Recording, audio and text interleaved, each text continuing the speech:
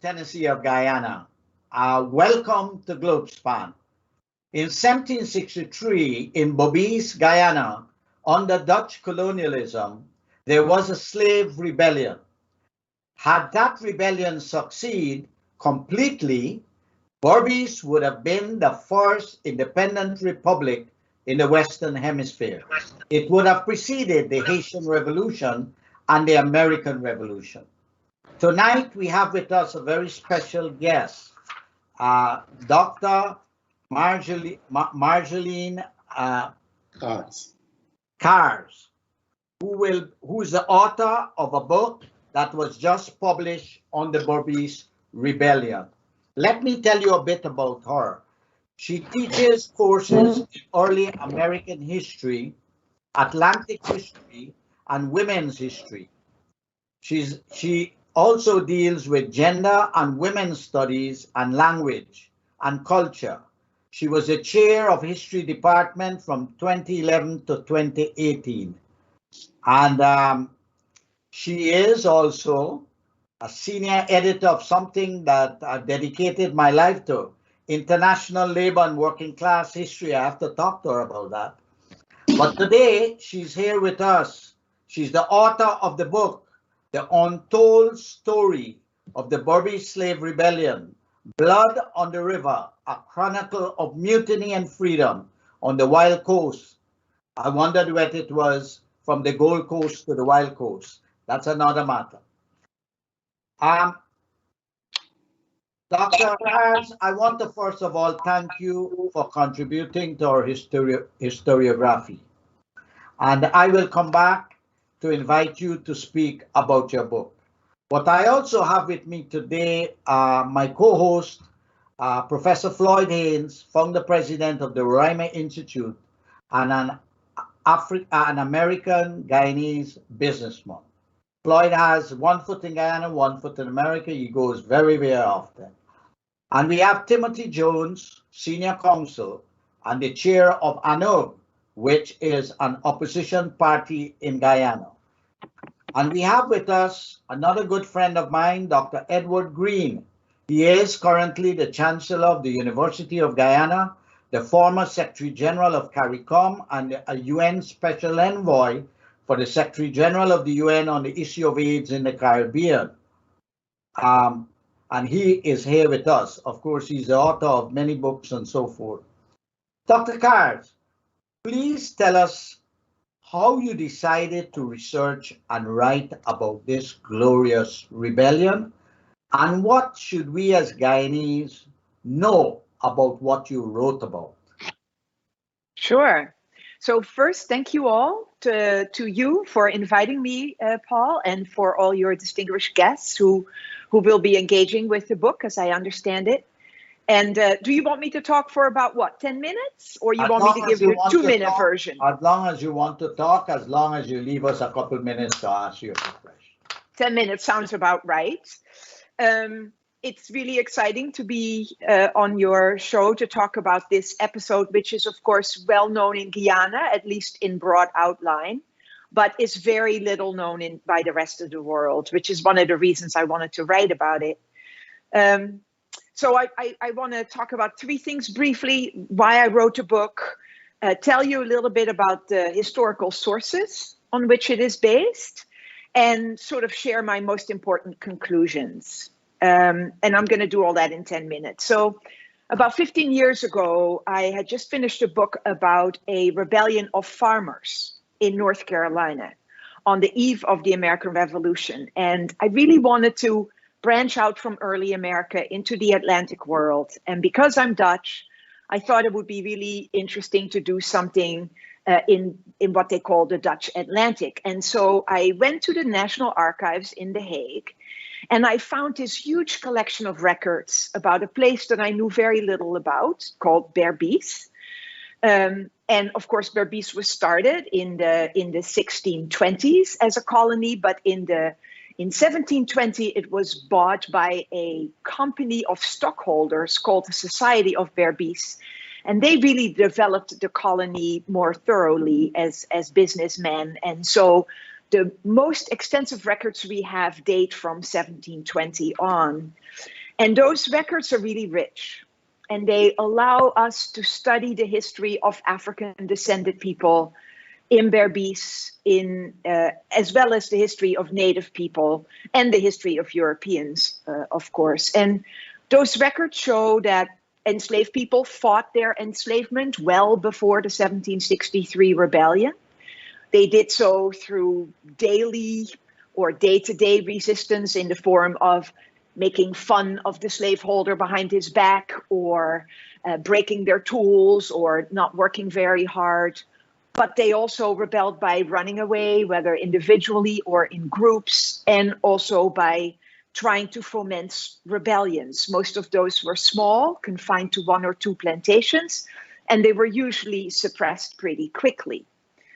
The records also provide really rich evidence for how people tried to live their lives in enslavement, how they made use of the skills that they had brought from West Africa and West Central Africa, how they combined those with new knowledge that they learned in the New World, how they created friendships and families, how they tried to raise their kids, how they loved each other, but also how they fought with each other and how they disagreed with each other. In short, the records show how people created new lives and new communities with joy and with sorrow under very trying and harrowing circumstances, namely the circumstance of being enslaved. And so all of these amazing records are housed in The Hague. The great majority of them, there are some in Georgetown, but the great majority are in The Hague. And they've been barely used, but they have now all been digitized. They're all available online, but of course they're all in Dutch. And so I am really hoping that my book will inspire scholars in Guyana and students in Guyana to learn Dutch, so that they can learn, they can study their own history and they can tell their own stories, and they don't have to rely on a white woman from Holland to write about their history. So I'm really glad Dr. Greene is here, because I want to put in a pitch, Dr. Greene, for teaching some Dutch at the University of Guyana, and maybe hitting up the Dutch government to pay for it. Here. So anyway, I quickly realized when I was looking at those records that the sources for studying this rebellion are really extraordinary. They're the usual colonial sources, of course. There's a daily record by the Dutch governor. It takes about 500 single-spaced pages when I typed it up. There are reports by military commanders and soldiers. There are letters by bureaucrats, officials, and so on. Of course, those are all deeply steeped in racism. They're very Eurocentric. They're self-serving. But nevertheless, they give us a glimpse of the lives of people of African descent. But much more important to me were about 900 judicial investigations of people who had either participated in the rebellion or who had been bystanders during those years. And those sources, of course, are also problematic. People were talking for their lives, right? They were talking under duress. If they said the wrong thing, they could be executed. They had to answer very leading and specific questions that the Dutch asked them. They couldn't talk about whatever they wanted to talk about. The clerk, the Dutch clerk, summarized what they said and put it in the third person. Some people didn't speak any Berbician Dutch, and so they needed translators. The clerk also translated Berbician Creole into standard Dutch, so a lot is lost. But nevertheless, however mediated these records are, they are the closest that we can come to hearing the voices of 18th century Afro-Berbicians. And those records are really rare. In the 18th century, we have virtually none. If you look at Tacky's revolt, for instance, in Jamaica in 1760, there are no judicial records. And of course, in Haiti, there are no judicial records because the enslaved people won, right? So the Berbice records are really rare. And then the second amazing set of records that I found are these letters written by the rebels, by Governor Kofi, and by Captain Akara, to the Dutch governor as part of their negotiations. And again, these are pretty special. We have some letters of people who escaped slavery, lived in independent communities, maroon communities, and tried to negotiate with the authorities. That happened in Suriname, it happened in Jamaica, happened in Colombia, happened in Brazil. But the letters that Kofi wrote are really bold, and the proposals that he had were really bold. So these letters are pretty special. And so what kind of stories do these records tell? First, they give us a picture of sort of a topsy-turvy world, right? The formerly enslaved Africans are in charge. The formerly powerful Dutch are holed up on Plantation Dageraad, which people from Berbice will still know because it's still on a map. So the Dutch are confined to one plantation near the coast for more than a year, while the formerly enslaved people are in charge pretty much of the entire colony. It's a world in which the Amerindians fight mostly on the side of the Dutch. It's a world in which a regiment of Dutch soldiers that comes from Suriname mutiny, and they end up joining the very rebels that they had come to suppress.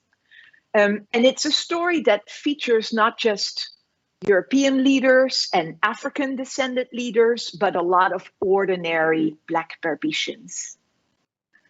Secondly, the records allow me not only to tell the story of the rebellion itself and the political history that goes with it, but it's also allows me to tell the intellectual history of Afro-Berbicians. And let me explain what I mean by that.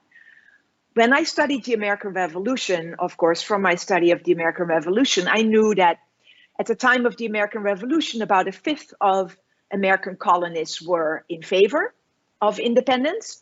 Another fifth were loyal to the British, and 3/5 really didn't want to be involved at all. They just wanted to live their lives, keep their kids safe. They didn't want anything to do with it. I also realized in the American Revolution that colonial elites and ordinary Americans had very different ideas about what independence and freedom would mean. Elites wanted to replace the British and be on top themselves and create an opportunity to make a lot of money, when a lot of ordinary colonists wanted to create a level playing field in which they would be allowed to work their farms and have their businesses without having their money taken from them by elites in the form of taxes and high rents and so on. So it turns out that the politics of the Berbice Rebellion are equally complex. African descended people's reactions to the rebellion ran the gamut. Almost all of them were happy to see the Dutch out of power, but not all of them were eager to join the rebellion. Young men, especially African men, were eager to join, and they joined in large numbers. But Creoles, people who had been born in Berbice and were second or third or fourth generation, were much more reluctant. They had families to protect, children, grandparents. They often were very attached to their provision grounds, their little plots of land on which they grew their own food. Their ancestors were buried in the area. These folks had gardens and chickens and perhaps a few little privileges that might make life a little bit more bearable, and they were not keen to risk all that in a rebellion when most people knew that rebellions pretty much never succeeded. And so I talk about the people who didn't really want to join as the dodgers. They dodged the Dutch, they dodged the rebels, and they also dodged the Amerindians who would come and fight. And these people lived quietly on their plantations, tried to keep out of it all. They tried to stay uninvolved. When the Dutch came or rebels came, they would hide in the bush. And when the coast was cleared, they would come back. And such people were motivated by not just fear. I think it was much more than that. I think they were also motivated by by a desire to stay alive, of course, as most people are in the face of rebellion and protests. But they were also motivated by a desire to stay free, for sure, but also masterless. They did not want to be ruled by the rebels. They did not want the rebels to confiscate their chickens. They didn't want them to come on the plantation and confiscate the plantation's goods. They didn't want to be rebel servants. They didn't want their daughters taken as wives for rebel leaders. They didn't want to have to row their boats. They didn't have to work in the sugar fields. They wanted to be truly independent. Because it turns out, in fact, that the rebels' plans did include some continuation of plantation agriculture with forced labor. And in his negotiations with the Dutch, as I mentioned, Governor Kofi was bold. He approached the Dutch governor as one head of state vis-a-vis another, and he proposed that he and the Dutch divide the colony in two. And he said, you do in your half what you want, and I will do in my half what I want.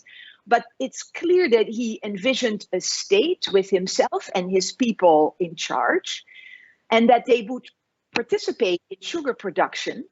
And because nobody wanted to grow sugar, it was also clear that he was going to have to employ coercion to make people work in the sugar fields. And this is not unusual. The same happens in Haiti, when leaders like Toussaint Louverture and those that followed him employed force and coercion to keep people working in the fields who didn't want to do that. And so many ordinary Berbicians were not up for that. They wanted to be free. They did not want to be enslaved, but they also didn't want to have to, dance to the melody of the rebels. They wanted true independence, and they wanted to be masterless. And so, what we see in the rebellion is that ethnic divisions divide the rebels, not just African and Creole, but also different groups of Africans among themselves. But that there also are political and intellectual divisions, that people have different ideas of what independence and a good life look like, just like in every other rebellion and revolution that we know of in the modern world. And in that respect, I think the Berbice Rebellion is very much part of what historians call the Age of Revolution. That time period from about 1760 through the 1820s, that includes the Jamaican uprising, the Berbice uprising, the American Revolution, the French Revolution, the Haitian Revolution, and then the independence movements in South America, where they're kicking out the Spanish and start independent South American nations. And in all of these conflicts, we see that elites, but also peasants, indigenous people, enslaved people, ordinary white folks are fighting for greater autonomy and better lives, even if they define these values very differently, just as they did in the Berbice Rebellion. And so the book aims not only to tell the story of the Berbice Rebellion in much greater detail than it ever has been, but also to look at the intellectual history of African descended people and to show how people thought about themselves and the world and the futures that they hope to be able to create. Wonderful. Thank you. What a great presentation. Floyd, you have read the book. You have heard what the author has just said.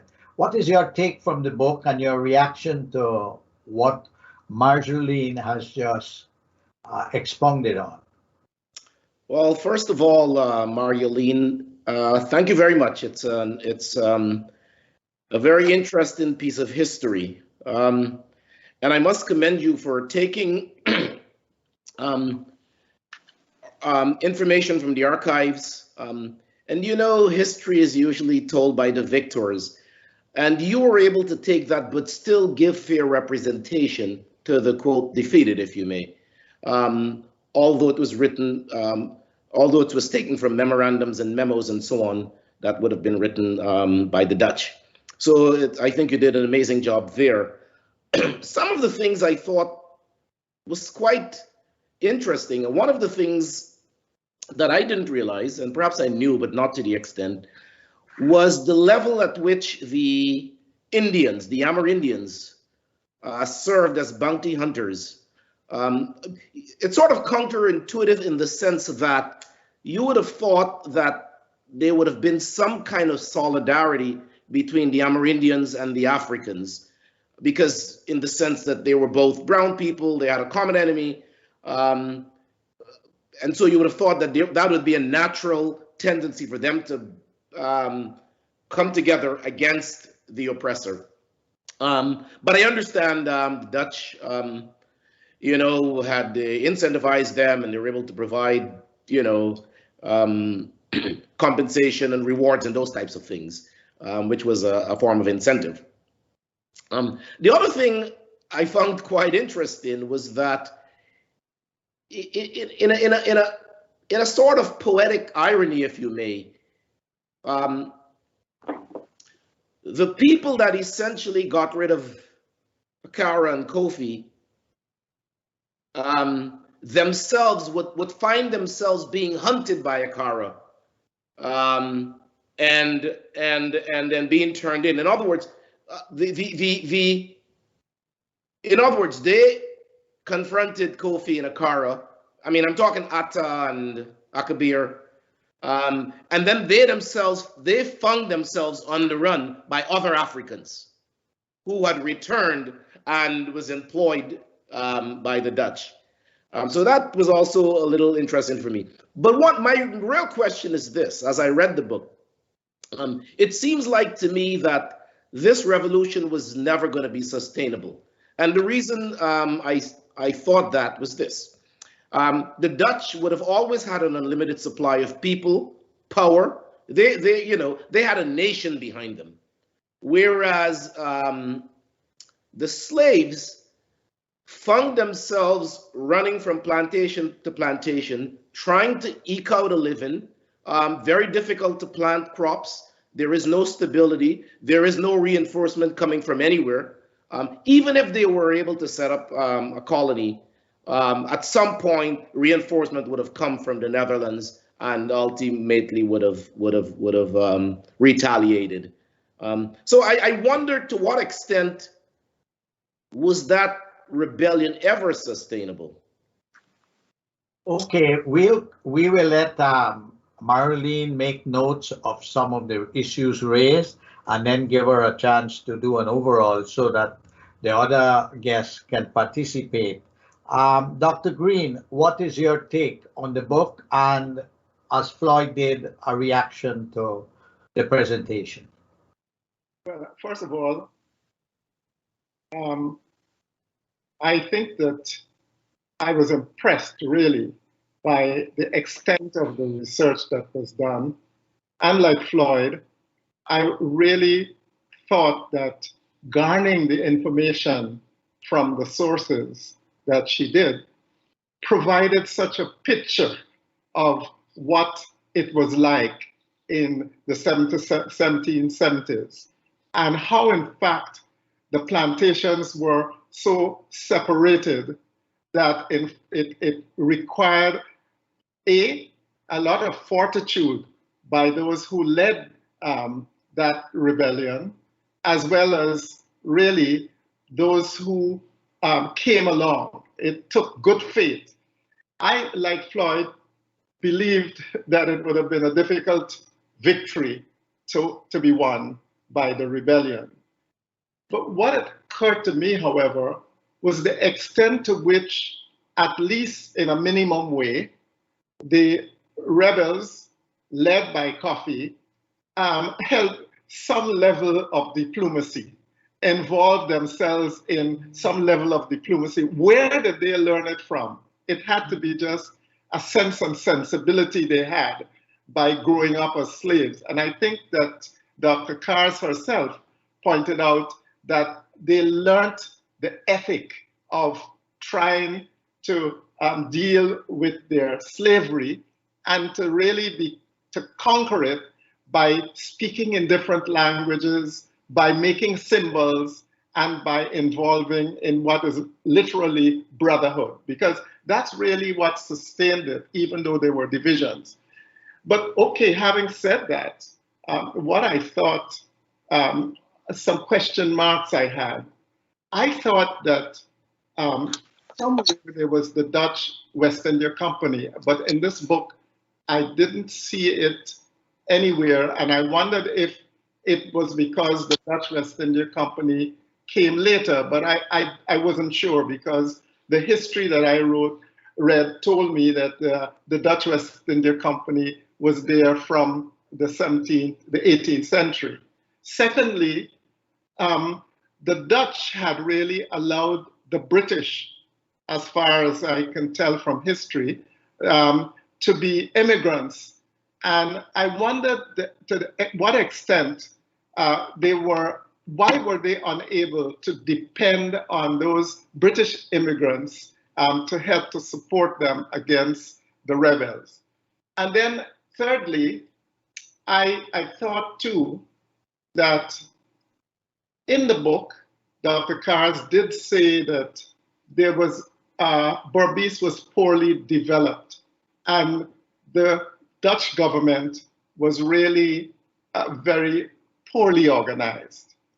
Now, that provided some entree for Coffee as governor. But here is where the rubber hit the road. They could not depend on the Amerindians and the other races to support them. And I wonder if, when we look at today's history, if, for example, our racial tensions that have developed may hark back to the lessons that we saw happened when Coffee hopefully was trying to get support from the other groups within the plantation system.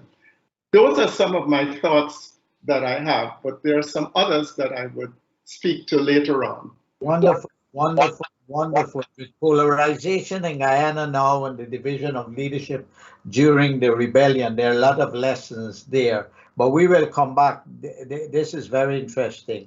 And now we will ask our dear friend, Timothy Jonas, our senior counsel, attorney at law, chair of ANUG, since he's one of the leaders in the scenery of polarization in Guyana. I'm very interested in his views on the Berbice Rebellion. Abby? Good evening, folks. So, Dr. Kars, I came onto the program a bit late, so I'm very sorry I didn't get the chance to say hello before we started.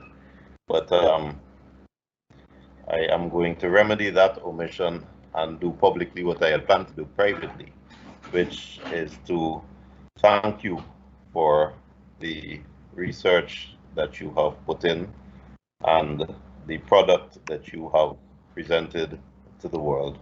I found it to be a thought-provoking piece of literature that allowed me to look at an incident with new eyes. You had material that very few people have seen, and it allowed a distilled and antiseptic point of view. Because you were cutting a new swathe, you were using new material that had not been prodded and poked by other academics before you. I enjoyed reading it, and I wanted to say thank you. Thank you. Interestingly for me, what came out of this was the very clear perception that we all look at things through our own rose-tinted lenses. And we tend to romanticize some things. We tend to be more forgiving if we look at historical incidents through our own prejudices and biases. I was very taken with the analysis by Dr. Kars and her own summary of the conflicts which took place. You see, when you look at the for reference to the paperwork and the facts that are presented, shorn of all commentary and all analyses, a number of things come out. First of all, slavery was a terrible institution, but it was a universal institution. So the Amerindians were enslaved at first. That didn't work, we know. But I read here that there was a time that 1 in 5 enslaved were Amerindian. Although that evolved so that slavery became a race-based phenomenon in the New World. The second item that came home to me, and I was aware of it, but I think that the very clear and antiseptic narrative that is set out here made it more stark. The fights that were taking place, the conflicts that were taking place, were the universal conflicts that we're all familiar with. The oppressed trying to remove the institution which oppresses them. And that manifested in terms of the enslaved Africans, more than the enslaved Creoles, the enslaved Africans who are not accustomed to the plight that they are in. They didn't grow up that way, they're not socialized that way. So they being more determined to fight off the yoke. But also the fact that however brutal and horrible the treatment was that was meted out to the slaves. And we got to remember that if you are trying to administer an unjust system, you can't do it by appealing to someone's moral code. You can administer a country in a democracy by encouraging people to do the right thing. But if the institution itself is immoral, you can only enforce it by brutality, by fear, and by harm. And that is how slavery was perpetuated. That the society that encouraged slavery was perpetuated by the whip, not by the carrot. The thing is that that same approach also applied to the soldiers. So we have, in our 20th century, 21st century lenses, we look back on those atrocities and we say how terrible it was. But it was really universal, because the same soldiers, if they deserted, were hanged, heads taken off, in order to prevent them from rebelling against the fact that they're not paid or their wages come late, or that a third of them are dying from various diseases that they don't know anything about. They are whipped, they are tied up, they are put in stocks. There is very little to distinguish the treatment of one set of oppressed people from the other set of oppressed people. And the other thing that came home to me is that when our own heroes, the names that we are familiar with, Atta and Kofi, when these heroes were able, by happenstance, by luck, and by planning, to establish their own organization and remove themselves from their yoke of oppression, they didn't take a moral high road position that we would have assumed here in the 20th century to say, let us establish a fair democracy. They had slaves, and they perpetuated that system, much like Animal Farm, to say, we now want to take the position of the planters, and we want to wear the special clothes and walk around with feathers in our hats. And we must have slaves that look after our day-to-day needs. We must have 3 wives, and we must have people doing the planting and the hard work for us. So their revolt was not against the institution of slavery. Their revolt was so that they wouldn't be slaves in the institution. I think that we need to do a lot of analysis and a lot of soul searching to see where that takes us today and how that obtains and passes down to us now. It's one thing to recognize the evils in an institution. It's another thing to look at it with politically correct lenses. But the pendulum swings, and it's important to find the truth. But I thoroughly enjoyed this book. I thoroughly enjoyed the new thrust that it provided, because it is an account of first-hand material, of new sources. And I would like to see where it takes us in terms of developing the little that we already know, because we do know that there is very little in terms of material available on the history of British Guyana. Timothy, I was in Guyana last week and I phoned your home because I took a gift of the book for you, but I couldn't find you and I didn't get a response to your call. But I'm happy that you read the book. Wonderful. I'm not going to give it a copy I have. I'm going to give it to somebody else. But it would have been my first gift to you, my brother. And it's a wonderful gift. Paul? Yes? I wanted to make a point just to kind of follow up. Yes. Tim is, I totally agree with Tim.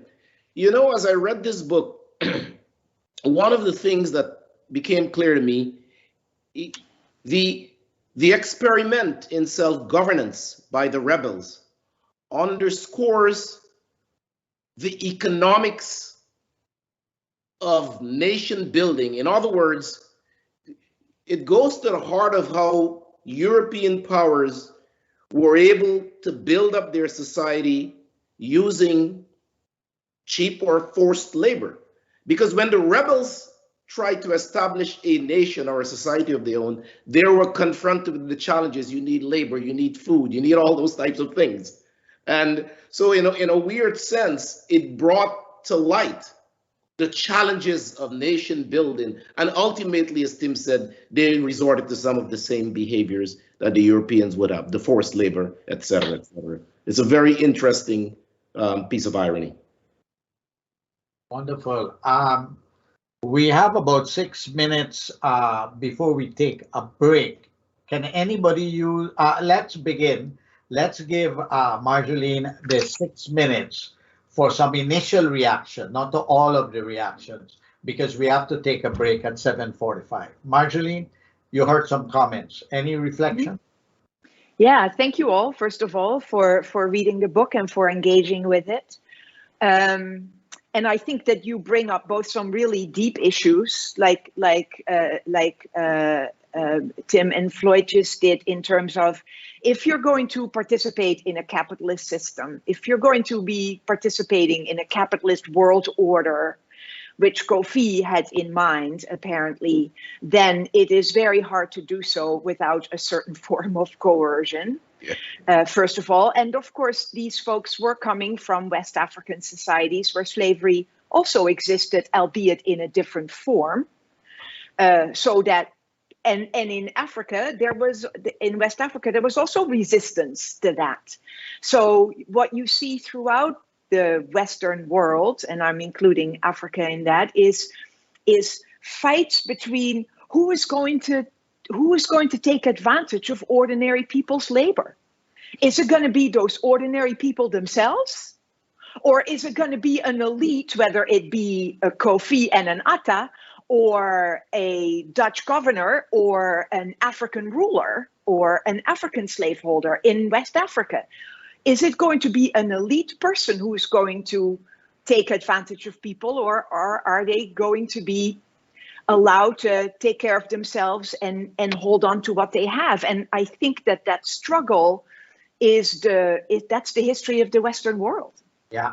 And the Berbice rebellion is just an instance in it. So I think it's an irony, but it's maybe also not an irony. It was inescapable. And if Kofi wanted to be able to feed people and participate in a world market and potentially have the resources to defend himself, he had to participate in that world so that he could get allies and guns and medicine and food. So in that respect, could this rebellion have succeeded? not without allies. I mean, in Haiti, the Haitian people succeed in part because Toussaint Louverture gets help from the Spanish, who are anti-French. But in the 1760s, the Brits, they don't want to see Guyana fall and have slavery be questioned. The Dutch have a much more wealthy colony next door, Suriname, and they're very afraid that this is going to be a domino, that Berbice, if they allow Berbice to succeed, then the whole system will fall apart. So I don't think they would have allowed it to happen, but it could have been an extremely protracted war, because it cost the Dutch close to $1 million as it was, money that they never recouped. And so if Kofi had been able to have some allies, whether it is because he got the enslaved people in Essequibo and Demerara, or he got somehow help from Maroons in Suriname, it would at least have been a much longer struggle, I think. That's a very good observation. And as wearing one of my hats as a historian, I found that your comparative methodology is fascinating. It's an excellent use of your extraordinary knowledge of slave societies, because each time you were faced with the Berbice Rebellion to explain a phenomenon and you couldn't do it within the context of Berbice, you went back to West Africa, you went back to Central Africa, you went to Haiti, you went to Suriname, you went to Essequibo, the colony of Essequibo, the colony of Demerara, you went to Suriname. And I found that was remarkable, because it's a methodology that can only be applied by someone who has that vast knowledge. And even though one might not agree totally with your hypothesis, but it made it credible for us to explore avenues that we might not have thought about.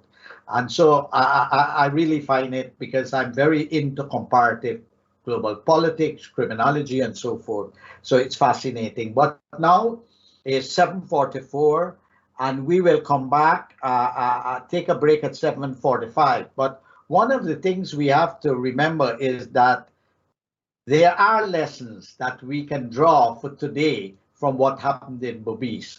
And when we come back, that would be the question I will ask our guests. What lessons are there for Guyana of today from the Berbice Rebellion? Waiting in line to buy your food, losing time, gas, and patience? Then let All From One Suppliers send your meals directly to your home. Order your curry, chicken curry, or duck, or even goat, plus your dowpari and bus-up-shut from allfromonesupplier.com. We ship your meals directly to your home so you can enjoy it upon arrival. Or you can freeze it and take it out whenever you're ready to eat. No more waiting in lines and no more losing time. Treat yourself with a tasty curry and roti. You could also get all your solos, ices, pear jacks, coconut water, and much more from allfromonesupplier.com. It's free shipping on all your curry, duck curry, chicken, goat, sodas, and all West Indian items. Log on to allfromonesupplier.com today or call 718-551-3292. Remember, it's free shipping across the U.S. Travelspan Curry Duck Curry 2021 in Punta Cana, Dominican Republic was a massive success. Starting from Thursday into every night after, entertainers were on hand.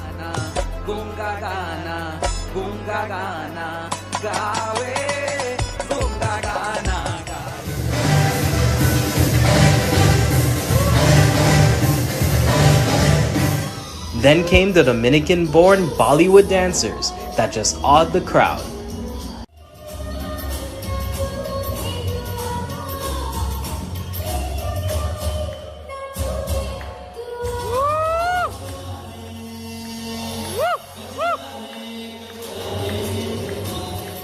Many of our guests took day tours and visited the local market areas. Curry goat curry and bake and saltfish were among the tasty delights.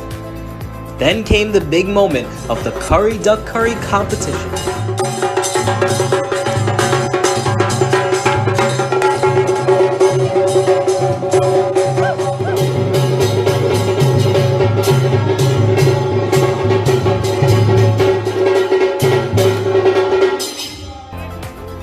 All guests were able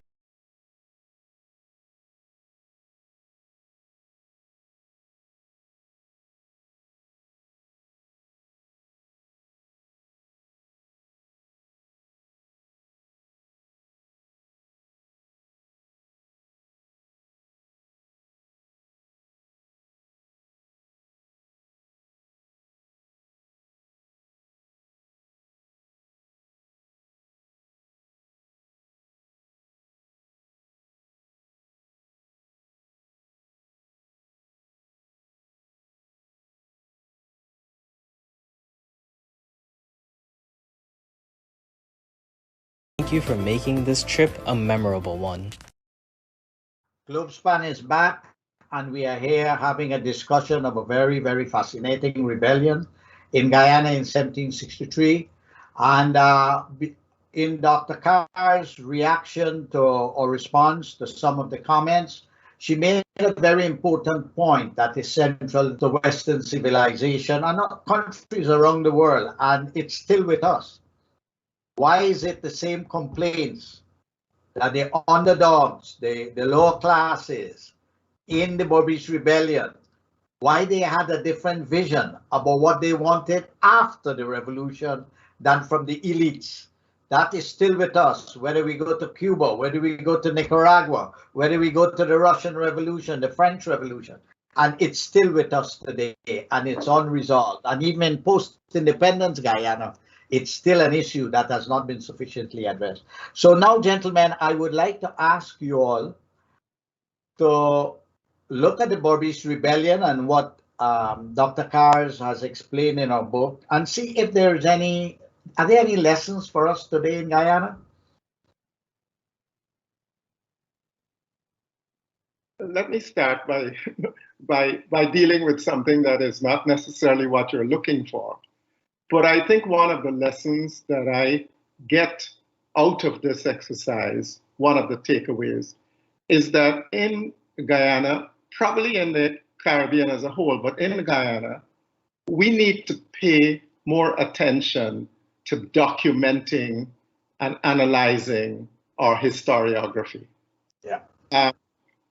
As someone who is now attached to the University of Guyana, I recognize that this is one major weakness of the system we have.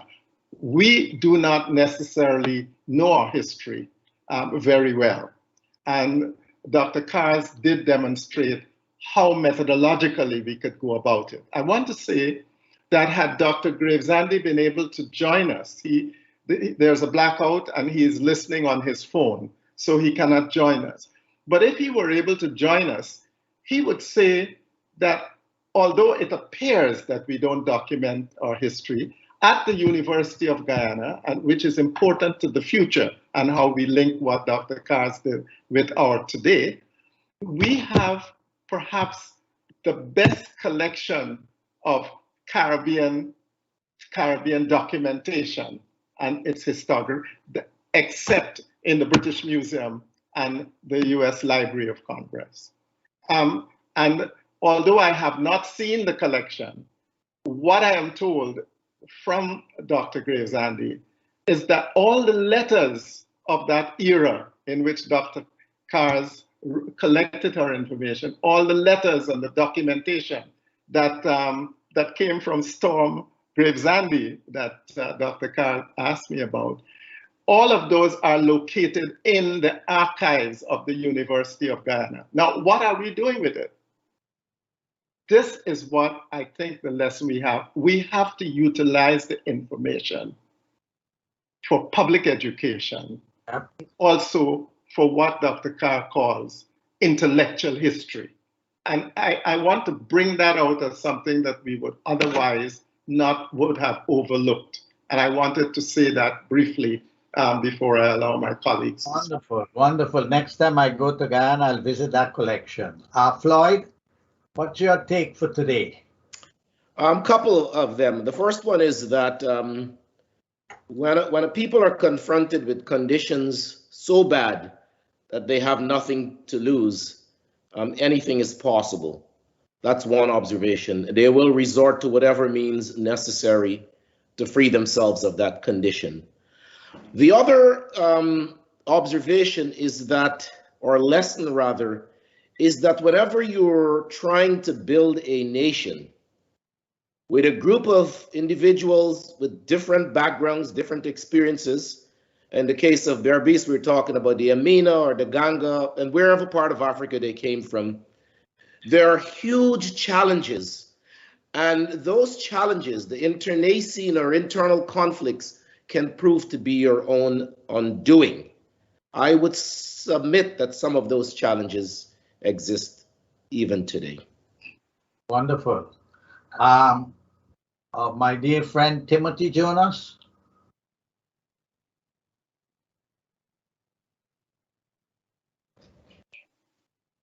I know it's easy with the benefit of hindsight to look back at an episode, look back at something that has occurred, and give it a central intelligence to look at this episode, this incident, and to say that there was a guiding intellect that had intended to achieve a central aim of self-determination.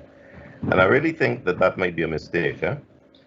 Um, what I got out of this was that there was opportunism, and it was well taken and bravely taken. But I don't think that, I think that we may be giving the actors involved more credit for information than is realistic. You see, I know that it was a common misconception among the Amerindians, both South and North America, that the Europeans that they saw coming, they didn't see them as part of a great or advanced or modern race. They saw them as a tiny people, few in number, and not very strong and not very skilled in dealing with the day-to-day trials of life, hunting, fishing, agriculture in the New World, and needing to learn a lot from them. So they saw them numerically as weak, as having no home, as needing their expertise.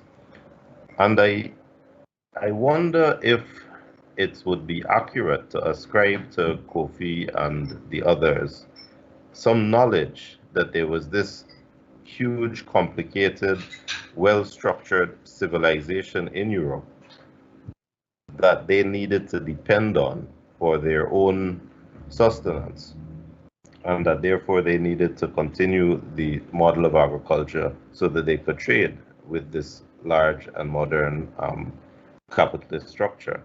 I really think that it might be a mistake to ascribe that kind of knowledge to them.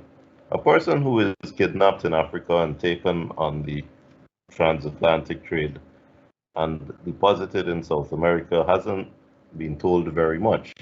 And what he sees with his eyes are small numbers of Europeans and large numbers of Africans and Creoles, and a threatening number on the periphery of indigenous folk.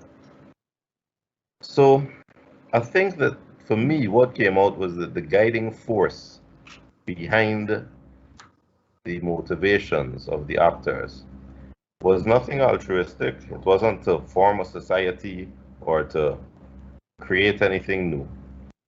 It was to escape oppression and then to reintroduce what they knew, which is oppressing others.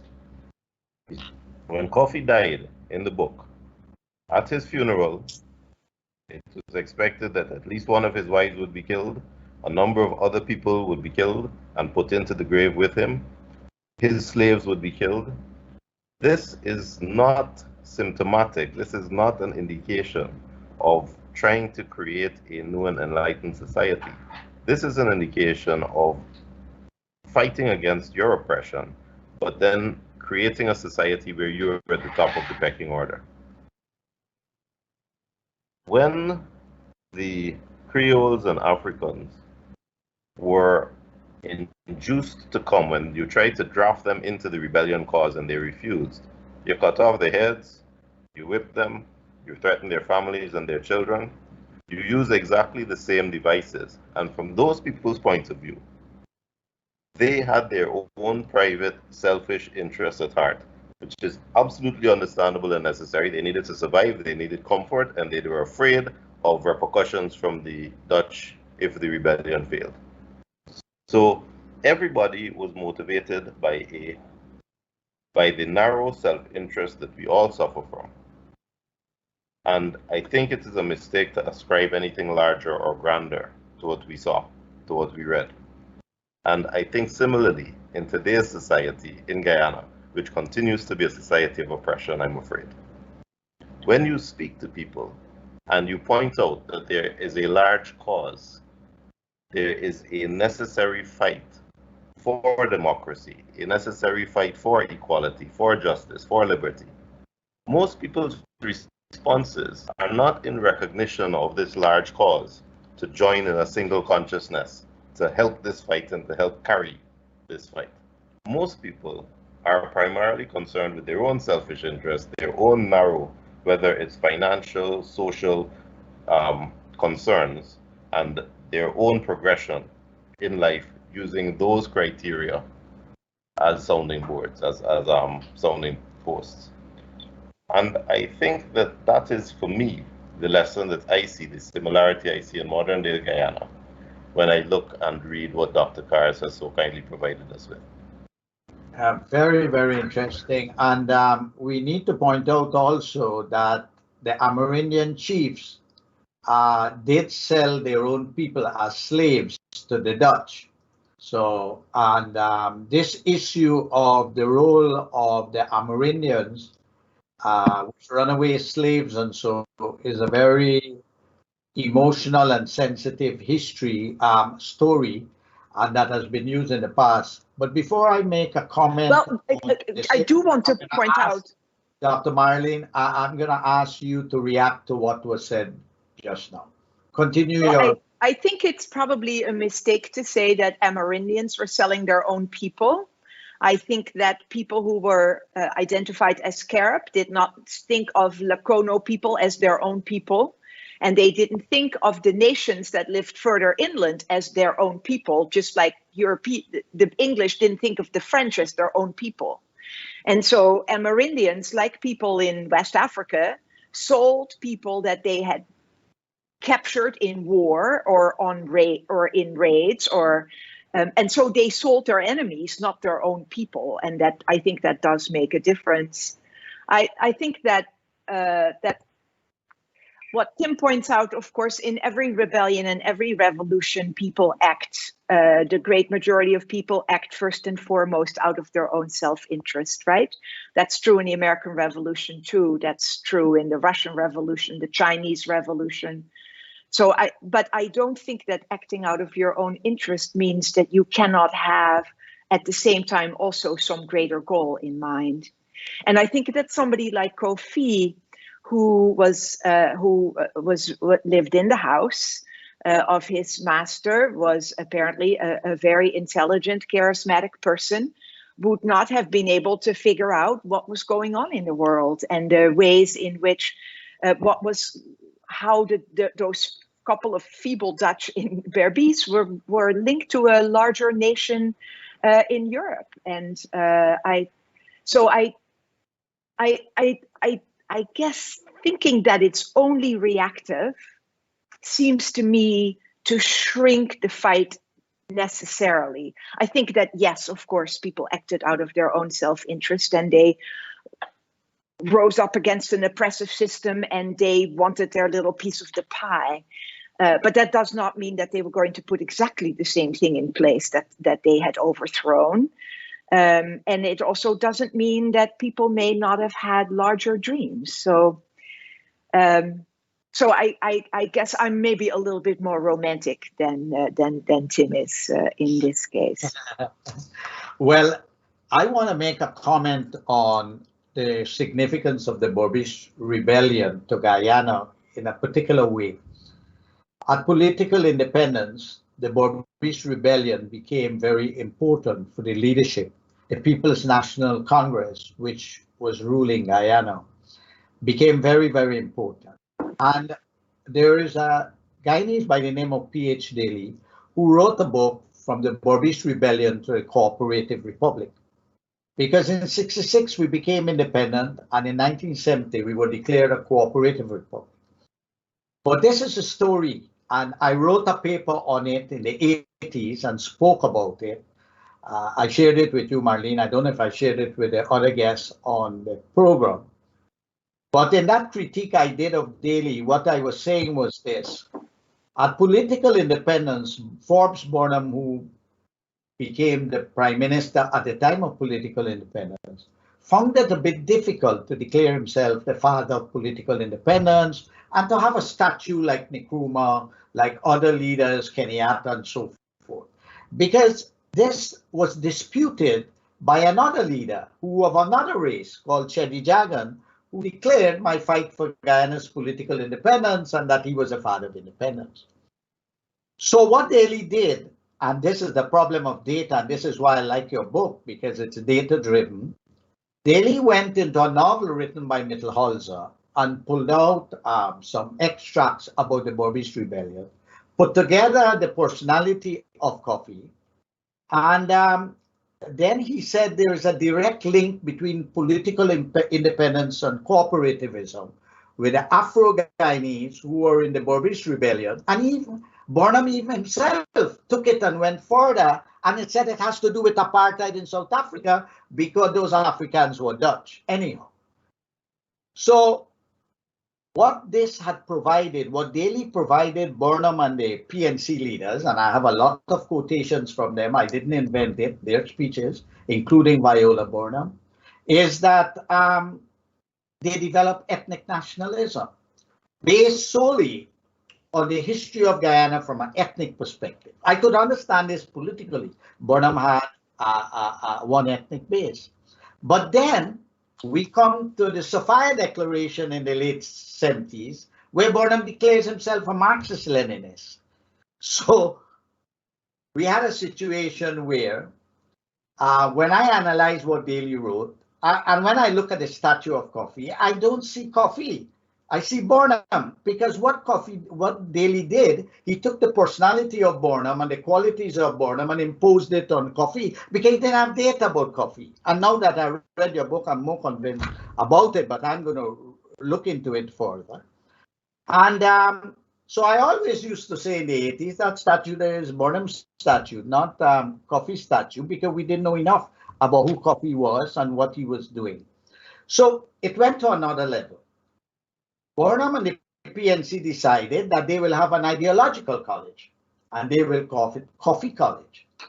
And the leader of the Communist Party in Guyana, Chedi Jagan, decided he's not going to embrace Kofi, he's going to embrace Akaba, and he calls his ideological college, where he's teaching Marxism, Leninism, a la Soviet Union, not ethnic nationalism, nothing about Berbice Rebellion.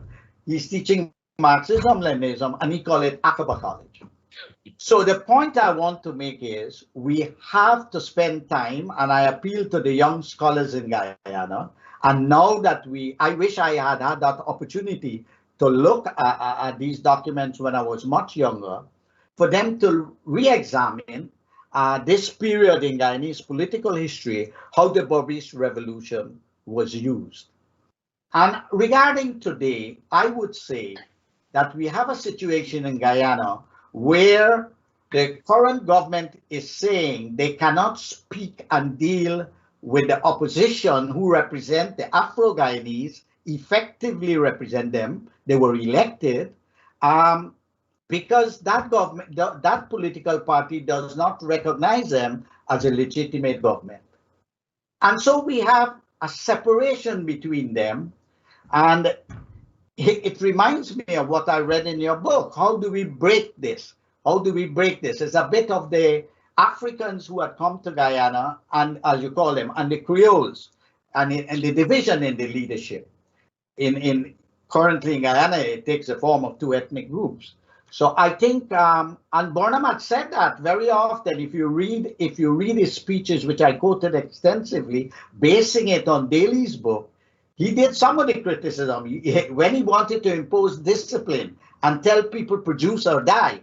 And when he was telling them, he was actually telling them exactly what Kofi and the others wanted to do with the other people, to enslave them, to continue. And you are right.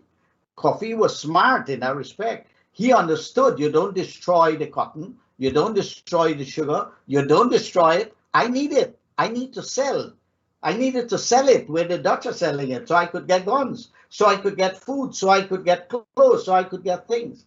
So we are faced again in a perpetual problem that how far do you go in radical revolutions without and delink yourself from this predominant capitalist world, can you survive? And Venezuela, to some extent, is facing that problem. Cuba has been facing it in 1959, that if you try to delink from the world order, there is a price, and the price is what we see, that you're unable to have a true revolution where people from below can get into self-government, and secondly, where you have to use repression. So that is one. One last point I want to make. I would like to see, and I'm going to speak from Floyd's perspective now. He's a businessman.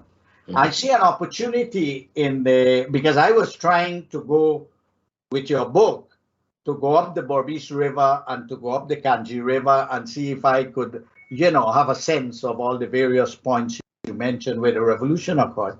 I'd like to see somebody to invest and make that whole journey of the Berbice Revolution into a tourist experience, and young Guyanese could go and experience it, and also tourists in Guyana, Guyanese abroad, and we could get the Dutch to come, because the Dutch tourists will give us quite a few dollars if we get them to come and see what happened in Berbice. I don't know how you'll design it, and so I leave that to the businessmen.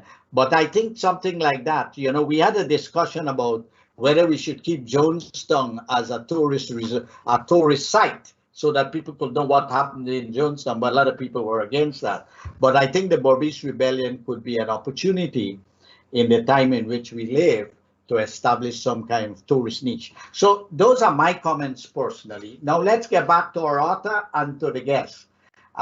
You all are free to exchange with each other and make comments. Is there any thought going through your mind? Let me just say, this is Eddie Greene here. Just let me say that I think that Kofi is a true hero. Because when you look at what he led the rebellion against, it was against planter using labor with violence to meet production quotas. They were rebelling against that system of victimization. And I think that I would go a little further than you, Paul. I would say Guyanese history needs this particular book to be featured as a film. I'm with you 100%. Because this story is untold. Yes. And it's like you see Burnham and Coffee, people would see other things. Yes. So the imagination of children in schools, the knowledge of people who don't read history, to see what our forefathers went through, of which I believe Coffee is a true hero. I don't want to read motives into Coffee, but when I look at the revolutions, when I read books like Eric Williams' Capitalism and Slavery, and when I read books like Black Jacobins by C.L.R. James, I see similarities. And therefore, I see now the ultimate. I see that we could use these particular events to justify reparations. I embrace what you said. I embrace Coffee, and I look upon him as a hero. The only point I was making is the way, with the lack of data, an author, a Guyanese author, conspired with the PNC leadership to distort the history. But that's another point. But I embrace Coffee. And when I was reading the book that Marjoleine wrote, one of the saddest moments of my existence was when I came upon the point that Coffee committed suicide. I really got depressed. I couldn't sleep that night because, I was loving what I was reading. I know he had difficulties. Everybody had those difficulties. But the guy, he was a revolutionary. He was a negotiator. And he was negotiating. And he was sophisticated in the context of the time in which he lived. Very sophisticated. And, the argument that he should take half of Berbice and leave the Dutch with half, but wanting to have a relationship with them was very bright, because what he was thinking about is not to throw the baby and the water through the window. He was thinking of that, and I think in that way, with the evidence that we have now in this book, I think coffee could be better represented than how he was represented by in the 60s and 70s by Daly and the PNC. Because I think the other point is that we lack, and we need urgently in Guyana, some kind of narrative about our history. And we don't have a narrative of some kind that we have. Right now, we sort of have a bit of a coherent kind of narrative, no matter how it is. And I think fundamental to this narrative, the Berbice Rebellion would be a very, very important part of it. Hey, Paul, I wanted to say, while I totally agree with Eddie, I think Coffee was a hero. But I wanted to underscore the point I made earlier, and that is, while we celebrate Coffee the hero, we have to be cognizant of the realities he faced. And that reality is what I said. He was trying to forge a nation out of a disparate group of people with different backgrounds, different experiences. And within that diverse group were the seeds of his own undoing. And what I'm saying, if history is a lesson, Guyana is still sort of a group of people with diverse interests, diverse backgrounds, et cetera, et cetera.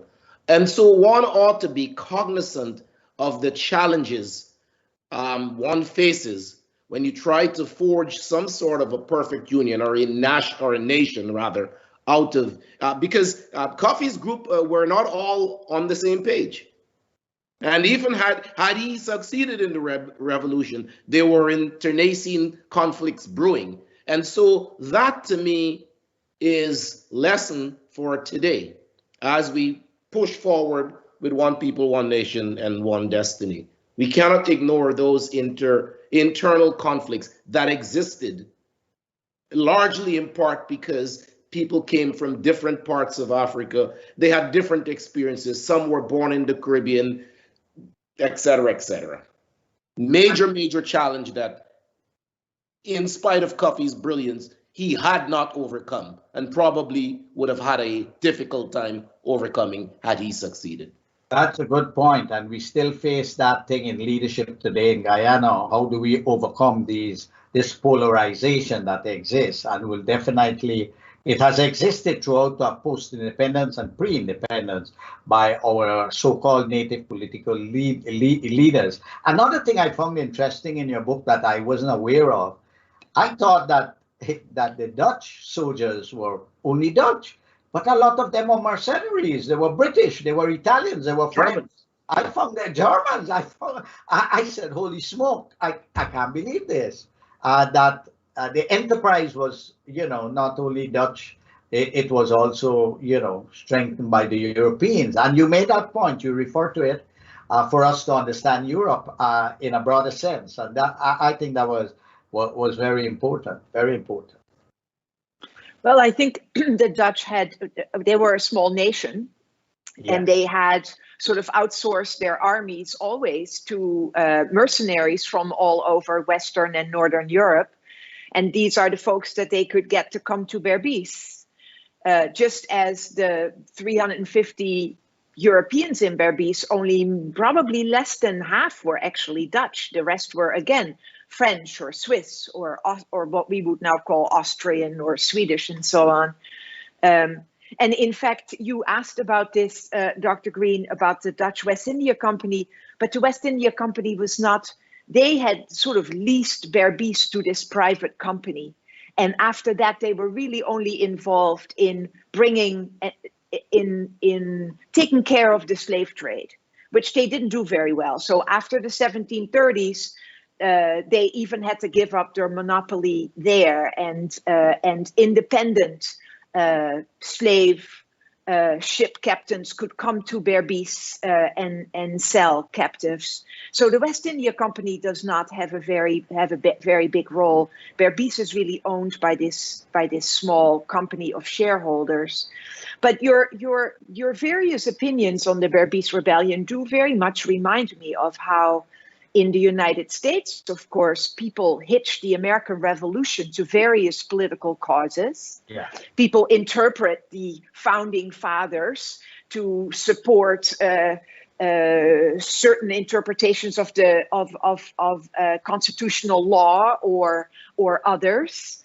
And at the same time, in America, we're trying to come to grips with the fact that heroes such as Washington and Jefferson were also people who enslaved folks. And so I think that the Berbice Rebellion and the figure of Kofi are equally complex. I think, as Tim pointed out, there is a fair amount of looking out for number one, and there is a fair amount of opportunism. At the same time, there is great courage being displayed, and within the constraints that people face, both in terms of what they bring with them as a worldview and the situation that they find themselves in, they make choices that we today may not find ideal, but that fit with where they were coming from at the time. And I think if more people can study this Berbice Rebellion, it's not just going to be my book, there's going to be multiple interpretations. And some people will make Kofi more heroic and other people will make him less so. Yeah. And as we know, as historians, we put forth our vision of the past, but that doesn't mean that there aren't other ways of interpreting it, that no book is ever the final book. Yes, I agree with that 100%, 100%. And getting back to the job of historian, I always, when I lecture, I keep telling people that in forms of oppression, particularly slavery, there were 5 responses. There were those who committed suicide. There were those who got co-opted. There were those who got adopted. There were those who ran away. But there was always that tiny minority that were rebels. And I think those rebels were the ones that kept the flickering flames of freedom on any land space. And in that respect, I see the Kofi Rebellion, the Berbice Rebellion, as part of a tradition in our country for a quest for freedom, and a tradition of rebels. And I don't think as yet, for various reasons, we have not embraced or know or have engaged sufficiently in researching our history to develop that tradition. But that would be, as a historian, as a patriot, that would be my embrace, the history of resistance, the history of the quest for freedom. And I think in that, the Berbice Rebellion plays a significant and central part. And I would like that to be communicated to the millennial generation and the generations that would come before, so that Guyana could develop its identity, because we don't, as yet, have a sense of a strong identity. Floyd, I know that's been one of your favorite subjects, the subject of identity, Absolutely. national identity. So, my dear friend, now we have made a new Guyanese friend, Marjoleine, and we thank you from the bottom of our hearts for your contribution to our historiography, for bringing alive in your book. I told you, I agree with Eddie. Well, I work with my imagination, and the reason why I did that book in 2 sittings, I've now read a full book for a long, long time. It was because as I read it, I was like a young boy imagining all these things. And it was like a movie in my head. It was like a novela, as they will say in Latin America. So I would like to thank you again, and I would like to especially thank Edward Greene and Timothy and Floyd for the very penetrating reflections that they have made on this subject. And I hope that Guyanese at home and abroad will purchase the book, will read the book, and will follow the advice of Marjoleine, that history, you define history and you define everything from where you stand. So there may be different interpretation of the Berbice Rebellion, but one thing is clear. It's Guyanese history. It's our history.